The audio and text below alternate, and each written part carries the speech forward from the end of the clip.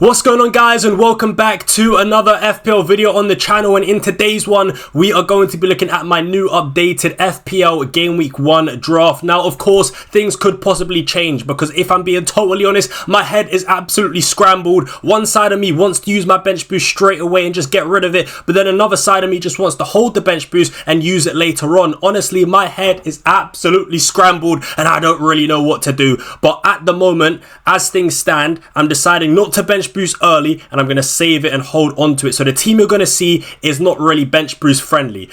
So yeah, but in terms of chip strategy, I might as well just dive straight into it. Smash a like on the video, guys, if you haven't already. But yeah, might as well just dive straight into it since we are talking about chip strategy. At the moment, I am thinking to wildcard in probably game week 13. I feel like game week 13 looks like a pretty decent week to wildcard. So this team that I've built needs to last me till game week 13. Because look, if you guys look here at the fixtures, right, you got Man City with fantastic fixtures. They're top of the fixture ticker from game week 13 onwards. You got Newcastle in there as well, Liverpool, Crystal Palace. So some really decent teams there from in game week 13 onwards that are top of the fixture ticker. And I feel like it would be a really good time to maybe own potentially both Haaland and Salah as well. But also in terms of bench boost, right, if I'm not going to play my bench boost early in game week 1, right, I would look to play in around probably game week 17. As you guys know, right, Salah does go off to AFCON in game week 16, but also we get supplied with 5 free transfers in game week 16. So because of that, I believe that is another opportunity, right, for us to maybe use the bench boost.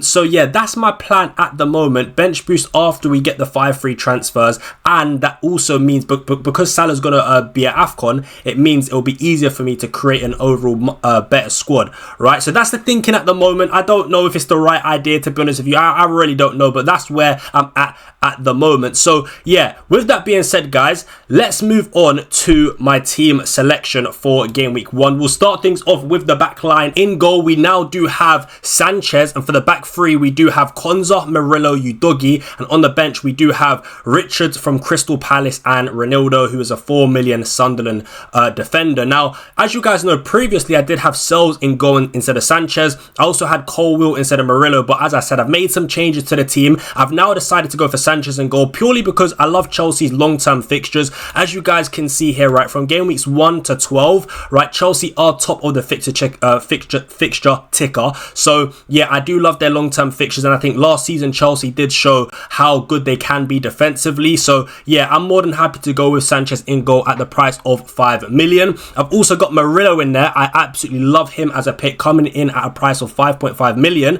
First things first, Nottingham Forest have really nice fixtures, but also the key thing for me, the main reason why I really do want Murillo, and to be honest with you guys, I plan to just play Murillo in every single game no matter what. I think he could be a fantastic option. The fixtures are good for Forest, but also last season Forest showed how good they can be defensively, right? They were one of the best defensive teams in the league last season. But also the main reason why I do like Murillo is for the defensive contributions, guys, right? Murillo is up there for defensive contribution points. If you guys have a look at this table right here, as you guys can see, last season he sat inside the top 3 for defensive contribution points in FPL. So if defensive contributions were a thing last season, he would have got an extra 38 points, only bettered by Tarkowski and Bednarek. So you guys can see here that Murillo is really good for those defensive contribution points, which is why I do want him as just a long-term set and forget pick. I'll just play him in every single game. So yeah, I really do like Murillo as an option. And then we also do have Udogie, Konza, and Chris Richards, and I really do like this rotation between these 3 players, and we'll touch on it in a second. But first things first, right, I really do want to speak on Chris Richards because I do think there's some serious potential here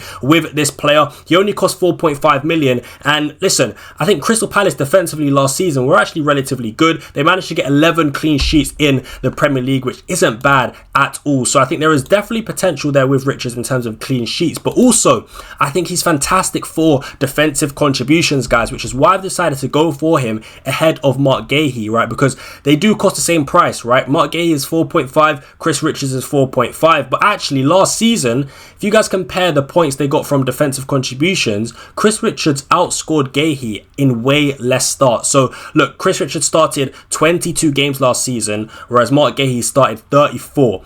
and yet still Chris Richards accumulated more defensive contribution points over the season. So for me, I think there's some serious potential here, and he is a starter, right? In the second half of the season, he was starting week in, week out for Crystal Palace, so I do expect him to be a consistent starter at the start of this season, right? So the back three should be Lacroix, Richards, and Mark Gahey, right? So if that is the case, and I do expect it to be the case, then I think we could be in for a treat here, because I think at 4.5 million, when you combine the clean sheet potential but also defensive contributions potential, I really do like Chris Richards a lot, and I think he could be a fantastic option. Obviously, it would be better if I could get Lacroix, because he's a monster, a defensive contribution monster, but he is coming in at a price of 5 million. So yeah, we cannot afford it. Simple as that, guys. We cannot afford it. But yeah, let's have a look at sort of the rotation now, because I think this rotation does work pretty well. So as you guys can see by this graphic on your screen, this is how the rotation would work. In game week 1, for example, I play Udogie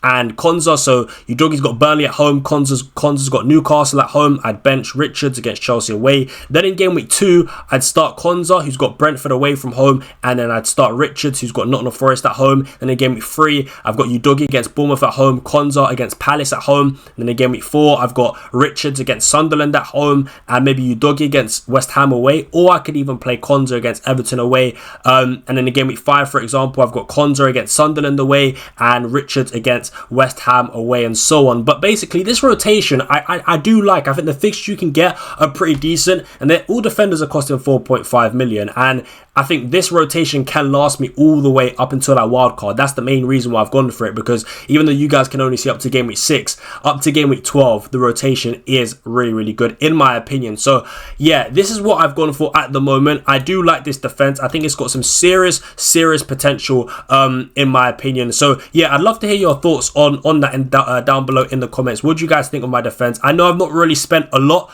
in my defense, but I've decided to invest more money into my midfield and attack. But yeah, that's how the defense is looking so far with this team. But with that being said, guys, let's move on into the midfield. And in midfield, we do have Bukayo Saka, Cole Palmer, Anderson, and Morgan Rogers. Now look, I'm not gonna lie, guys, I actually think Bukayo Saka is slightly going under the radar, and it makes me like him as an option even more. His ownership right now at the time of recording is actually pretty low, right? He's only got 17.9% ownership, so that does make me want to own him even more, because I do think he is still a fantastic option. I know Arsenal's fixtures aren't necessarily the best to start the season, but Saka is a player that can sort of score in any type of game. He's very reliable. He's a 90-minute man. He'll start week in, week out. So look, I know the opening 6 fixtures for Arsenal aren't the best, but for me, the main selling point for me in terms of why I want to pick Saka is game week 2, guys, right? Game week 2, he is just by far the standout captain option, and I think that's going to be so key. And the fact that he's only got 17% ownership, just as I said, it makes me want him even more, because not many people will be able to captain him against Leeds if that's the case, right? And look, as I said, he's a standout captain option in game week 2. You've got Haaland playing against Spurs at home, and you've also got Salah playing against Newcastle away from home, and Chelsea away to West Ham. So for me, Saka against Leeds at home, as I said, it's by far the standout captain option, and that's why for me I really do like Saka as an option. And I think I'm 90% sure he'll be in my game week 1 squad. Of course, things could change, like I said at the beginning of the video. Things genuinely could change, because if I decide to bench boost early, then maybe Saka might have to make way to free up funds. But at the moment, if I'm staying on this sort of chip strategy in terms of bench boosting and wildcarding later on, then I think Bukayo Saka for me definitely will be in the team as a long-term set and forget pick. So yeah, more than happy to have him. And then we've got Cole Palmer in the team as well. And yes, I know Cole Palmer stunk up the place last season, especially in the second half of the season, right? He caused me so much pain, so much suffering, as he blanked against relegation sides like Ipswich, Leicester, and Southampton, right? Absolutely poor at times last season. However, I am willing to give Cole Palmer a second chance, because as you guys did see, man, the Chelsea are sitting at the top of the fixture ticker for the opening 12 games. So I think it just makes sense to go for Palmer as a long-term set and forget pick once again. Someone that I can rely on to start every single week. Someone that I can rely on to sort of get 90 minutes in games, and someone that takes penalties as well. And look, Cole Palmer, although he was bad at times for last season, right, he still is a good player. And there is hope there, because look, with Madueke leaving, it does open up the slot, that right wing slot for Cole Palmer to go into. And I do hope Maresca decides to play Cole Palmer off the right hand side, because I think that is where we have seen Cole Palmer play his best football. Like under Poch, for example, when he was playing off the right hand side, he was absolutely cooking week in, week out throughout the entire season. And look, we saw what he done in the Club World Cup against PSG off the right hand side as well. I think the right hand side does suit Cole Palmer, and I think for Chelsea it's better, but also for FPL, Cole Palmer playing off the right is better for us as FPL managers, right? So yeah, look, for me, I think I'm hopeful with Cole Palmer. I do hope he can sort of regain his form that he showed at the start of last season and under Poch, because yeah, the second half of the season that we saw from Cole Palmer was absolutely horrific. So yeah, hopefully we see an improvement there. But as I said, I'm willing to give Cole Palmer a second chance. We also do have Anderson in here as well, guys. This is the first time I've included Anderson in my team. Previously, I did have Dwight McNeil in this position, but I've decided to remove Dwight McNeil, go for Anderson. And look, the main reason why I've decided to go for Anderson, at his price point, at 5.5 million, I do believe he can offer some sort of value. His defensive contributions total last season was absolutely ridiculous. It was absolutely fantastic, guys.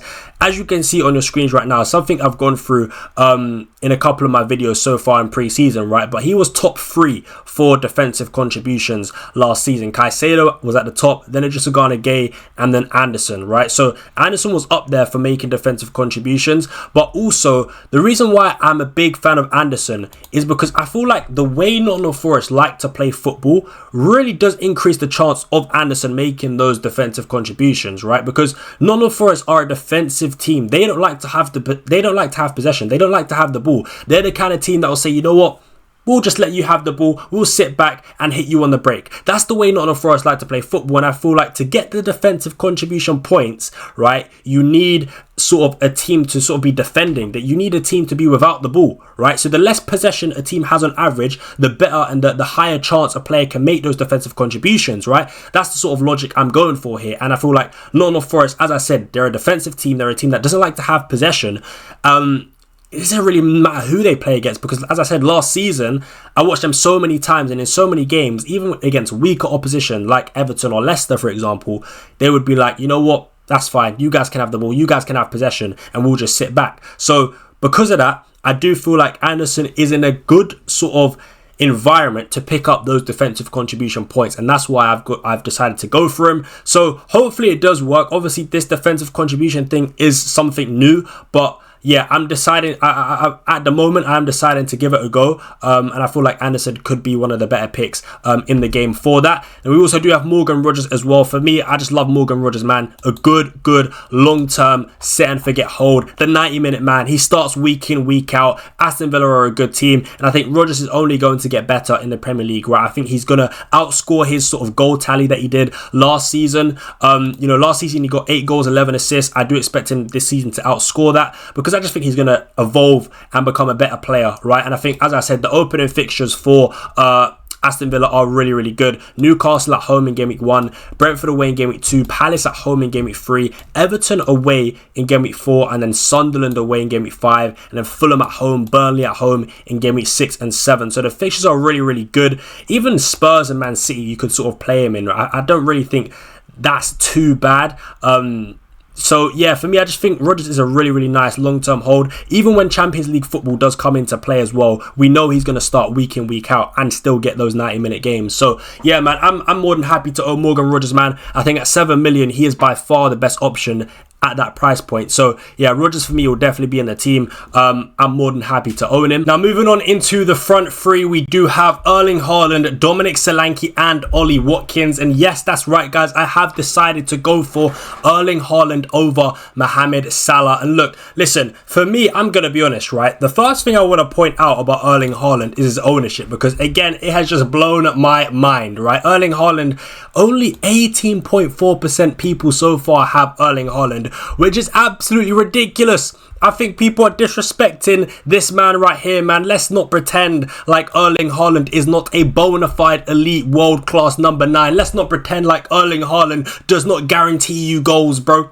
People acting like Erling Haaland is all of a sudden a bum. No, he's not a bum. This guy's a robot. He's a machine. He scores goals for fun. The disrespect on this man is absolutely ridiculous. I'm sorry I have to say it. And for me, I'm more than happy to start the season with Erling Haaland, guys, right? More than you can believe. More than you can believe, because I think the fixtures that Man City have, especially for the opening 3 games, is much better when you than Mohamed Salah's, right? For the opening 3 games, right, for Erling Haaland, it's Wolves away, Spurs at home, and Brighton away, right? When you compare that to Mohamed Salah, who's got, I think Salah's got Bournemouth on game week 1. Let me get Salah's fixtures up. So Bournemouth on in game week 1, Newcastle away in game week 2, and Arsenal at home in game week 3, right? So we can see here, it's pretty obvious, Man City have the better fixtures. So that's why I've decided to go for Erling Haaland over Mohamed Salah to start the season. And that is because also, guys, right, if I actually just show you, I can also pivot to Mohamed Salah in game week 4 when he plays against Burnley. So what I'll do is I'll roll transfers all the way up until game week 4. And then when it gets to game week 4, right, when Liverpool play Burnley, what I've got the option to do is to take out Haaland, take out Saka, and bring in Mohamed Salah and another striker that costs 9.5 million, for example, right? Like, I could even bring in, I don't know, someone like big boy Jean-Philippe Mateta, who's got Sunderland at home, right? That's what I can do. So I can get the best of Haaland's fixtures for the opening 3, and then I can pivot to Mohamed Salah, for example. That is something I could do using transfers, and then maybe I can even transfer Haaland back in because he is cheaper than Mohamed Salah. So I can always get back to Haaland relatively easy, assuming he doesn't go up in price too much. But yeah, for me, I'd rather start off with Haaland anyway, right? I'm going to be honest. I know Salah's a fantastic player. Of course he is, guys, right? I'm not trying to disrespect Salah, but I also do think, look, let's not pretend like Haaland isn't one of the best strikers in world football, right? So,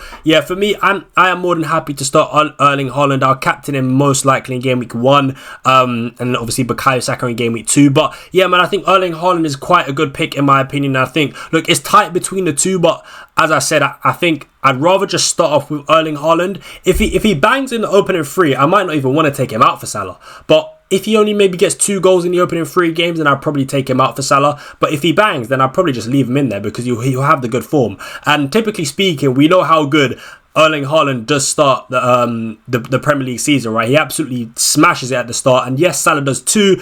But I think Haaland's got the better fixtures, which is why I am leaning towards Haaland a little bit more. So, yeah, that's why I'm going to go for Erling Haaland. But we also do have Dominic Solanke in there as well, playing against Burnley at home. I like him as a pick. You guys know my thoughts on Dominic Solanke. I feel like there's some serious potential there. Now that he's playing under Thomas Frank, we've seen Thomas Frank get the best out of plenty of number 9s for Brentford in the Premier League, like Jan Wissa, like Ivan Toney before he got suspended. You know, he got the best out of Brian Obama as well. So I think even like Kevin Schade, for example. So many attackers have really outperformed themselves really in the Premier League under Thomas Frank, and I do feel like Solanke is someone that has serious potential to do the same. I mean, we've seen Solanke score like 19 or 20 Premier League goals for Bournemouth a couple of seasons ago, so the potential is there. And also with Solanke, he may have penalties, right? If Son gets sold, even if Son stays at Spurs, I don't think he'll be sort of involved a lot in the starting 11. So I do think Solanke will take penalties for Spurs, and obviously if Son gets sold, then that is even better. But yeah, I do expect Solanke to have penalties this season as well, because as I said, I don't think Son will be in sort of the main starting 11 for Tottenham. So yeah, man, I really do like Solanke at the price of 7.5 million. So that's why I've decided to go for him. And then of course we do have Ollie Watkins as well. For me, Triple Villa might seem a bit crazy to you, but I do like their opening set of fixtures, and I just think Ollie Watkins, Premier League proven, you know what you're getting with Watkins, man. He can score goals for fun, and I just really like the fixtures that Aston Villa do have. So I've gone for the Aston Villa triple up with Konza, Rodgers and Watkins. But look, Konza won't be starting every single week in the team, but I can assure you Rodgers and Watkins, that duo, they'll be starting more than you can believe. And to be honest with you guys, I think this duo here of Rodgers and Watkins is very good.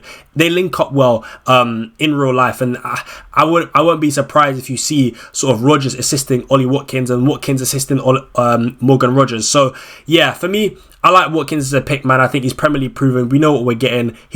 Well, to be fair, I think he's pretty much a 90-minute man as well, because there is no Marcus Rashford, there is no John Dura, and he's not really competing with anyone. So, look, I think, yeah, Watkins for me, man, I think more or less he's the 90-minute man as well. Fantastic option for me, man. So, yeah, that's why I've gone for Ollie Watkins. So, yeah, that is how the team is shaping up at the moment, guys. Let me know your thoughts. I've gone for a freemium structure, of course, with Haaland, Palmer and Saka. Let me know your thoughts. For me, I do like this team a lot.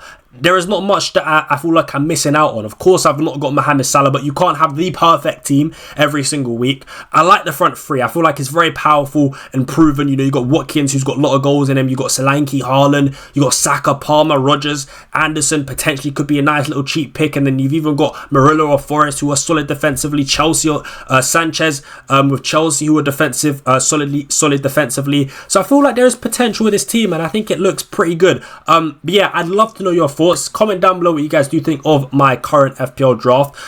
Smash a like on the video if you haven't already. Hit that subscription as well. Turn on post notifications so you never miss an upload. All that good stuff. But yeah, it's been your boy FPL Ryan, and I'll catch you guys in the next one. But until then, I'm out. Peace.